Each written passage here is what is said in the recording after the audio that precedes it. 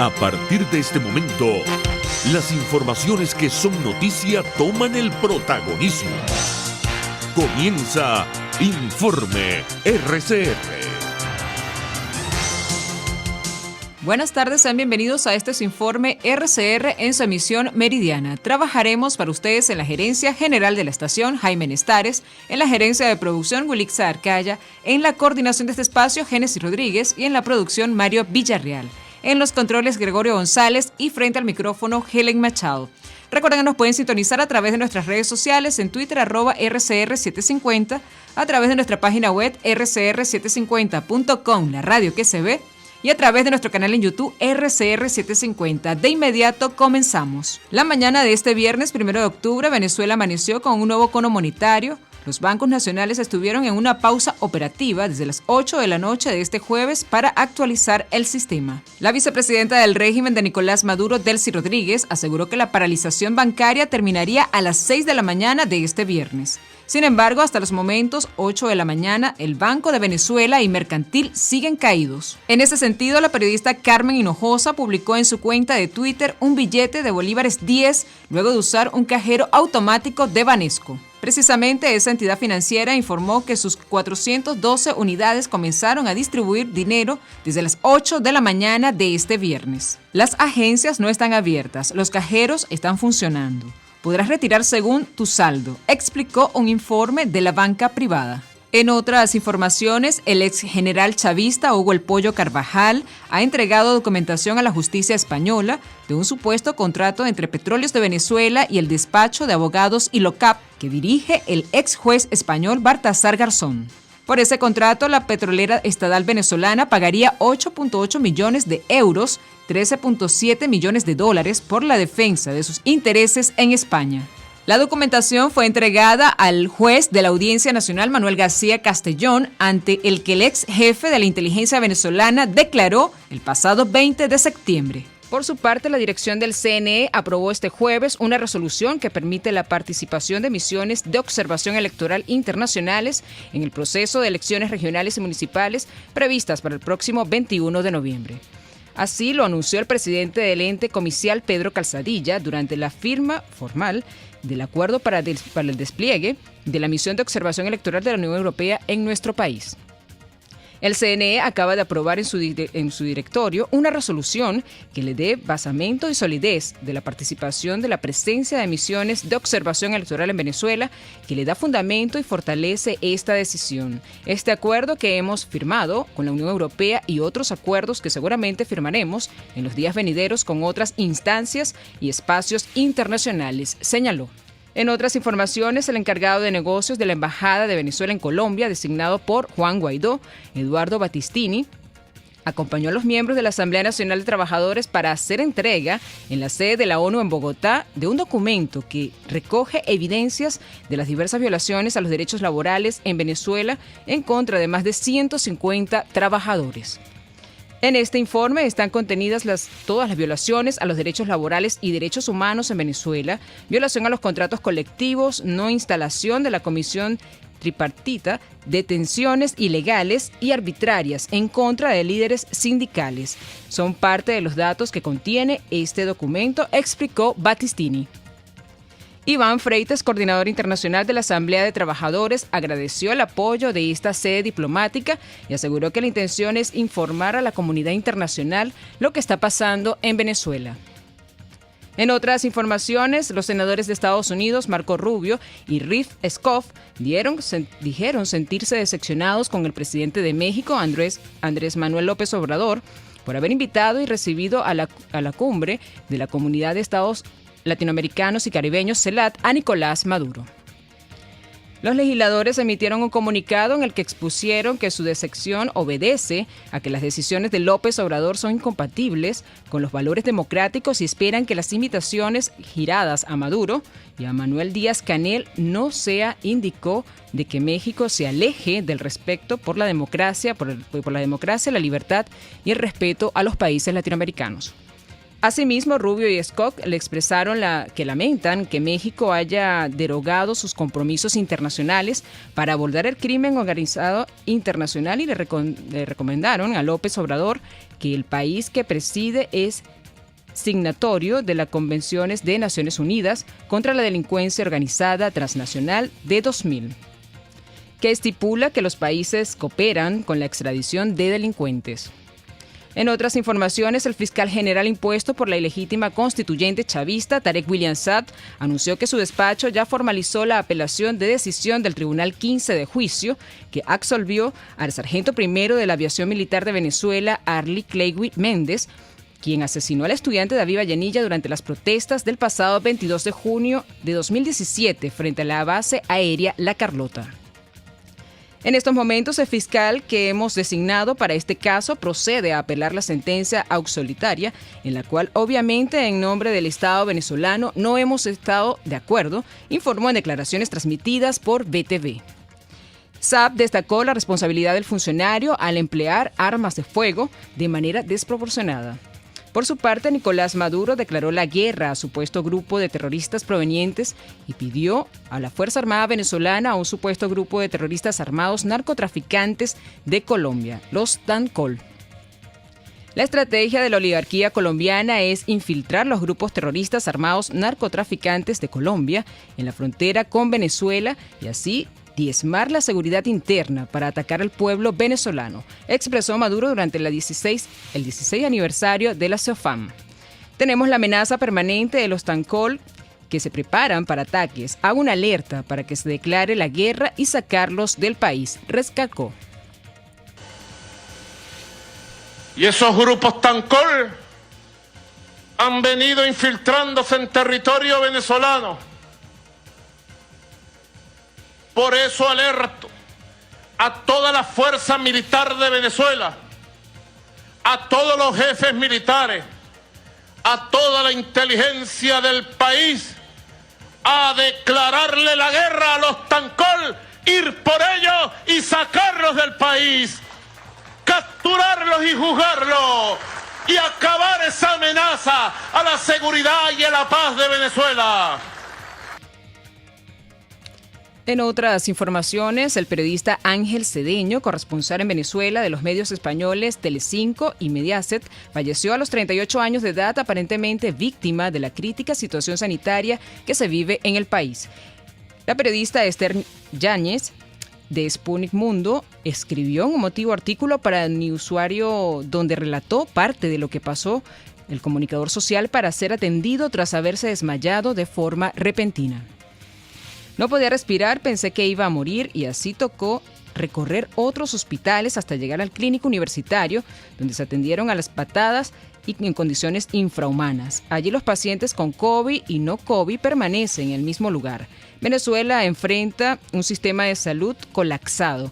Una cosa es que lo digamos en un reportaje y otra que lo vivamos en carne propia. Esto fue parte de lo escrito por Cedeño el pasado jueves cuando comenzaron sus dolencias. Entre tanto, el asesor de la Embajada de Venezuela, ubicada en Luis María Campos 170 de Buenos Aires, Argentina, se desprendió este jueves y dejó 3 heridos, así lo informó el sitio web. La caída del ascensor desde el segundo piso ocasionó lesiones leves de 3 funcionarios, 2 mujeres y un hombre. Los bomberos llegaron al lugar para atender a los afectados. Uno de los funcionarios afectados es la chica que generalmente atiende al público en la calle, quien junto a otros 2 compañeros fueron derivados a un hospital para hacerles la revisión de rutina y comprobar que todo esté bien, reseñó Reviral. Hasta los momentos no se conocen las razones de las fallas, ya que hace 2 semanas se había realizado labores de mantenimiento en la esquina y se estudia la posibilidad que se demande a dicha empresa por lo ocurrido. En otras noticias, la ex magistrada de la Corte Suprema de Justicia, Cecilia Sosa, planteó este jueves que la oposición venezolana debe retomar el estatus de transición y renovarlo para lograr el rescate del Estado de Derecho y la democracia.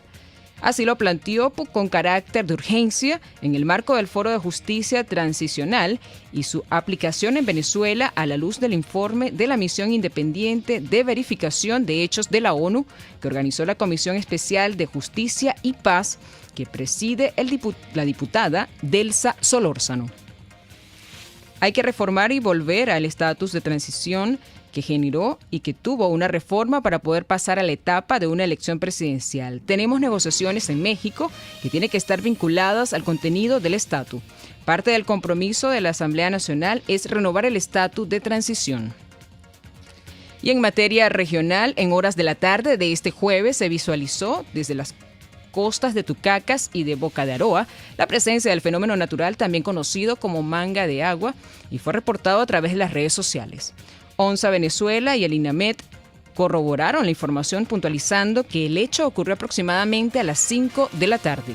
En otros acontecimientos, el rescatista Delmiro del Barrio informó este viernes que reportaron un enfrentamiento entre antisociales y funcionarios del 6CPC en la parte alta del valle y la zona montañosa de la carretera Panamericana en Caracas. Según la información compartida en redes sociales, comisiones policiales llegaron hasta la zona para investigar la situación que se suscitó aproximadamente a las 6 de la mañana, donde resultaron 8 antisociales muertos y un funcionario herido. Hasta el momento se desconoce la identidad de los occisos y a qué banda pertenecían, reportó el periodista Román Camacho. Pasando a declaraciones con RCR, Susana Rafaggi, de Cáritas Venezuela, aseguró ante el nuevo balance de pobreza extrema en el país que solo el 0.4% de los venezolanos compra parte de los productos de la canasta básica. También resaltó que el nuevo cono monetario no es válido, catalogándolo de economía oculta, lo que hace que se siga desmejorando la calidad de vida del país, donde la población no vive de los ingresos. Es que estos métodos de determinación de la pobreza están siendo cada vez más inapropiados para evaluar la situación del país.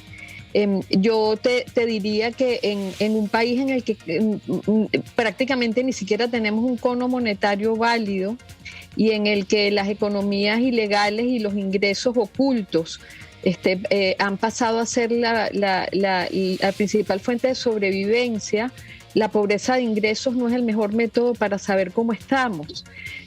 Cualquiera que viera que estas estadísticas y dijera que el 95% del país está pobre, o que viera que con un salario oficial se puede comprar solamente el 0.4% de la canasta, pensaría que tendríamos que estar todos en la calle, o muriéndonos o protestando, y no lo estamos. De hecho, la encuesta es bastante clara en mencionar que hay algunas cosas. Esto de que la dieta, la alimentación mejoró en los últimos 2 años, no es solo la ENCOVI que lo mencionan otras fuentes de información. Entonces yo creo que hay contradicciones aquí que hay que resaltar. Yo sé que en todos los portales periodísticos y en general todo el mundo ha hecho referencia al mismo gráfico de la pobreza por ingreso que la ubica en 94, pero yo prefiero quedarme con la lámina de la pobreza multidimensional, porque está visto que la mayoría de los venezolanos no está viviendo de los ingresos. Por lo tanto, la pobreza de ingresos no es la mejor manera de determinar el bienestar de los venezolanos ahora. Y con esta información pasamos a materia económica. Este viernes el economista Leonardo Boniat aseguró que la banca está preparada y la coyuntura de contingencia por la nueva reconversión monetaria no durará más de 24 horas. Boniat, al igual que otros economistas, calificó la reconversión como positiva, al menos en el corto plazo. Ayer la Sudeban informó que la banca estaría en una pausa operativa ante la nueva reconversión monetaria. La vicepresidenta del chavismo, Delcy Rodríguez, había asegurado que todo volvería a la normalidad este viernes a partir de las 6 de la mañana de forma paulatina.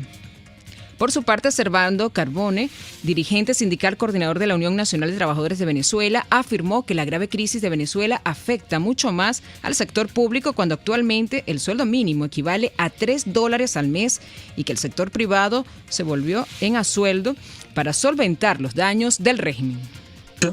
Es, por ejemplo, el sector público.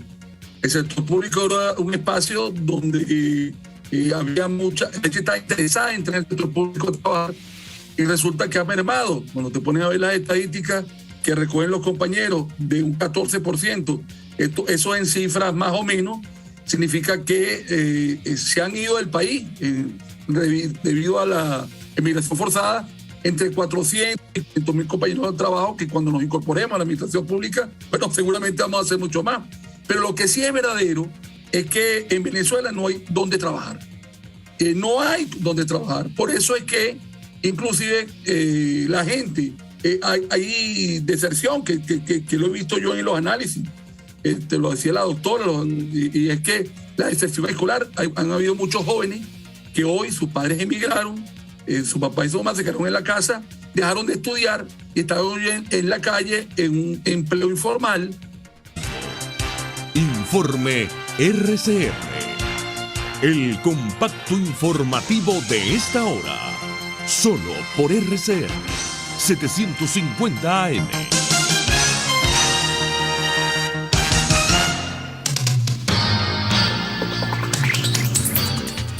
En internacionales, el poderoso tifón Mindulet dejó este viernes lluvias torrenciales y fuertes ráfagas de viento a su paso por la costa oriental de Japón y causó cortes de luz en miles de viviendas y la cancelación de más de un centenar de vuelos. El tifón número 16 de la temporada en el Pacífico, calificado de muy fuerte por la Agencia Meteorológica de Japón, se aproximó este viernes al este del archipiélago nipón y golpeó con especial intensidad a las islas niponas de Izu, al sur de Tokio, y la prefectura costera de Chiba, al este de la capital. La lava comenzó a fluir este viernes desde la nueva grieta del volcán Cumbre Vieja en la isla española La Palma, abriendo un camino diferente de flujos anteriores, y una lluvia de ceniza fija obligó a los isleños a ponerse mascarillas y gafas. Un río de lava al rojo vivo serpenteaba cuesta abajo desde la nueva fisura que se abrió a última hora del jueves, a unos 400 metros al norte del lugar de la erupción principal. Eduardo Suárez, vulcanólogo del Instituto Geográfico Nacional de España en Tenerife, dijo que era demasiado pronto para saber si el nuevo flujo pondría en peligro más hogares. Y en los deportes, el Mundial de Futsal 2021 ya conoce a los dos equipos que disputarán la final. Argentina y Portugal chocarán para pelear por el título. La albiceleste se va por el bicampeonato, mientras que Portugal, los lusos, una de las potencias en este deporte, quiere obtener su primer trofeo en la primera fila que va a disputar en su historia. Pues en el 2000 obtuvo el tercer lugar y en la edición 2016 quedó en cuarto lugar. La final se disputará este domingo 3 de octubre en las Kaunas Arena de Lituania. Y así finalizamos este compacto informativo. Los invitamos para que sigan con más de la programación de su RCR. Hasta aquí este compacto noticioso.